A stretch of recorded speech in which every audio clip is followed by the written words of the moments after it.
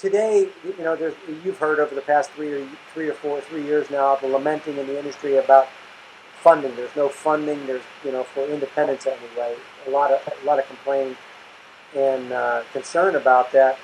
And so one of the things that I remember talking to other people about, and specifically comes to mind, is Kenny Steinbeck from CSI, who kind of was the inspiration, or absolutely was the inspiration for this Leasing Pioneers project. Having dinner with him one day about a year ago, and he was kind of explaining. I said, "Well, how did you ever get in this business?" And one of his topics or comments had to do with the fact that he had done a transaction, he needed to get it financed, but he didn't have the wherewithal to finance it, so he went to a bank and talked the bank into a non-recourse financing structure. I said, "What do you mean you talked him into it?" He said, "Well, it never existed." So getting non-recourse funding was kind of a novel thing for a lot of independents back in those days, relative to Comdisco and Kenny Ponticus. They basically created the non-recourse discounting methodology that even exists in the funding for even portfolios of leases. So when I think about it, what we're complaining about, first, as you were explaining, fighting the perception of leasing, not necessarily having the best perception as a viable financial instrument. And then number two, finding the financing for it. So when I think about the troubles that maybe we're having today, I think maybe it'd be a good idea for a lot of people to listen to some of these interviews to figure out, in the past, they had neither the customer perception as a viable financial instrument, nor the financing capability, because nobody knew what it was from a banking perspective. Would you kind of concur with that? Well, being a bank, our funding was coming from the bank, so it was easier from that standpoint. But funding of leasing companies is one thing that banks have had difficulty over the years doing. And in fact, Wells Fargo, now the chief lending officer, Mike Laughlin, I talked to Mike a few years ago before I retired, and I said, "Mike, why don't you like leasing companies? We could do business with them, and we would do some discounting and things, but why doesn't the bank just do lines of credit to the leasing companies?" And he said, "Well, we don't understand them. We don't understand how they make money. We don't understand the residuals. We don't understand how the tax benefits come through. And so then it comes down to credit risk, but we don't know how they make money." And they were burned several times with leasing companies going bankrupt. And so that's one of the big banks, and that's how they look at it. So and that's been a history, I think, of a lot of banks. And then the other side was back in the early 2000s, when securitization became available for so many, they ran away from their bank, so they left their relationship to go to securitizations. Well, when that dried up, where do you go back to? And that's, you go back to a bank, and it's also from a tougher time from a economic standpoint to get a loan. So it was kind of a double whammy, I think. So they went away and they tried to come back, but there was less availability at that time. Right. So, maybe we just don't know how good we got it. Maybe I should say, I don't know. I think if people, the biggest thing, in my estimation, when they go to their lenders, the biggest thing they have to stress is a conservative credit philosophy. If they can prove that, they will get their funding. If they can't, it's going to be much more difficult.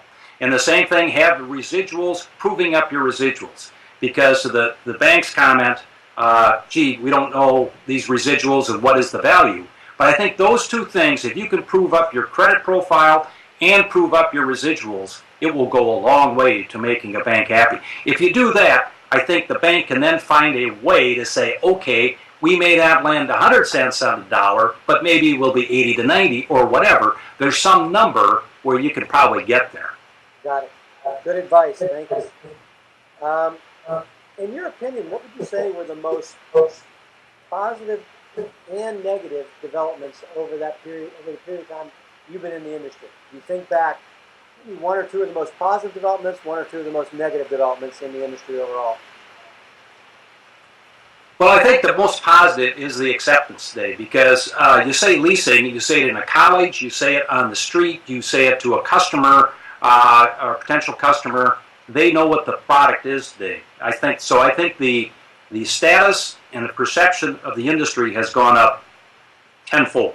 So I think that is a very, very positive venture. I think the negative in the last few years has been, maybe in the last 10, is that it's gone much more away from equipment driven and much more to just financing spreads. And when it's gotten to be just spreads, then how are you differentiating from a bank? So I think that's one of the problems that I see when the industry has shifted so far to be just a spread business and less importance on residuals or equipment. And I think that's one thing we've gotten away from over the last number of years. And I think this may drive it right now to this type of environment to move it back towards more equipment risk and more equipment determining your product, not just the spread of money. A few months ago, it reminds me of an article written by Bob Nagel in the Journal of Equipment Finance, and I think the title of it was "Leasing: A Challenged Industry or Undifferentiated Product, and Why It Matters." I think that's kind of what you're saying. I think that's exactly it. If it's undifferentiated, what's your price of cash? That's pretty undifferentiated. It's a very easy number to figure out. But if you're taking equipment risk or looking at it in that light, I think there's a lot of opportunities. Jim, if you'll permit me, I'd like to dig on that one a little bit more. Is it possible, in your opinion, to go back for equipment leasing, to go back more toward its roots of equipment, either specialization, equipment knowledge, or is it, in your mind, too difficult to put the genie back in the bottle? No, I think that, especially for the independents and the smaller companies, that's where they should go, because I think that's how you differentiate yourself. If you're going to compete with the big banks on spread, good luck, because they've got a capital advantage. So how do you differentiate it? And especially independents, I think it's finding a product or products that you like, that you become an expert in, and find a way to both sell that to the manufacturers and the customers, and to differentiate yourself through equipment. I think that's the big differentiator. I got it. Yeah, okay, good. I think the only other thing you could say would be service, but that is so nominal in pricing. It's kind of pricing, service, and equipment. So I think the equipment is the one that people could go back to the roots of leasing and do and really look at that as being a way to grow. What advice would you give the current leasing leaders, whether it be independents or bank lessors? I mean, it is starting to turn over. A number of turnovers in bank leasing departments as of late. You've seen quite a few: SunTrust, Huntington. What advice would you give some of the new leaders of either banks and then also leaders of independents? Well, I think it comes down to determine what you do and do well, and really magnify that. What's your specialty? And if you're in a bank, it's most likely going to be credit driven. So it's probably going to be more spreads. It's going to be conservative on credit risk, but if you're in a bank, you can do all types of equipment because you're going to have that from a customer standpoint. So you have to be a generalist. But I think the biggest thing you have to worry about in a bank is being credit driven. If you're aggressive, you probably won't last, because if you're more aggressive, a lot more aggressive than the credit officer of the corporation, at some point if it blows up, you're probably you're going with it. So I think to determine what differentiates you in the marketplace, what's your specialty. So if you're a smaller company and you're good on equipment, as we chatted before, I think that's what you try to maximize, and you become very good at that. But differentiate, determine what makes you special, and really capitalize on that strength, whatever that is. Fair enough. Can you name a couple of people in the past, leaders in our industry, CEOs, executives, entrepreneurs of our industry, that you admired most and made the biggest impact upon you? I think the two that come to mind to me were Norm Chapman from Security Pacific, who we chatted about before, from a bank, and then Bill Montgomery. I think when I was on the board for the first time, Bill was chairman of Xerox, and there's a good example of, he had gone there from U.S. Leasing. but making a very large company and doing it very well. So I had a lot of respect for those two. I think I held up as great examples of leaders in the industry back in that'd be in the 80s. Okay. What's your involvement in the industry these days? Well, I do a little consulting. I might do a little more. I was invited this year to come down to the convention, and I really enjoyed it. I hooked up with a lot of people, and it's one thing when you retire, you think you're not going to do anything, but that gets boring too. So, my life had been in the leasing business, and I know a lot of people, and I enjoy it. So I've done some consulting, and I'm going to continue that, and I'll probably become a little bit more active in consulting.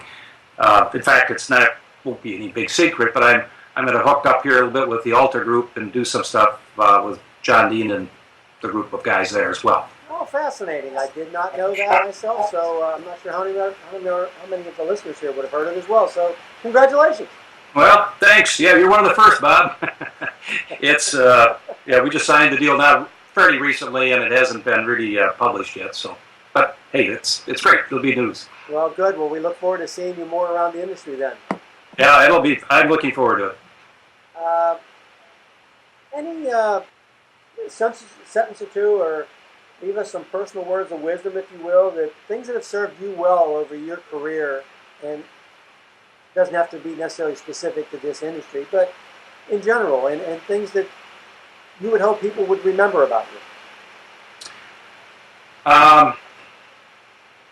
Well, I think it starts hopefully with integrity, that you want to stay at the highest levels. It's easy to fall back if somebody is kind of after you for some reason, and sometimes customers, or not customers as much as competitors, may say some things about your company that you don't think is rightfully so, but take the high ground.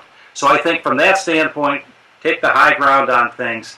I think a second thing is be good with your people. Take care of them well. That's not just money.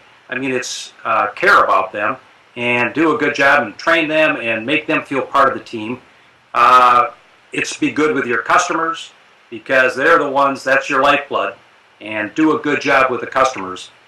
And then I think another thing that I've always tried to do was to grow the business. So be innovative and grow.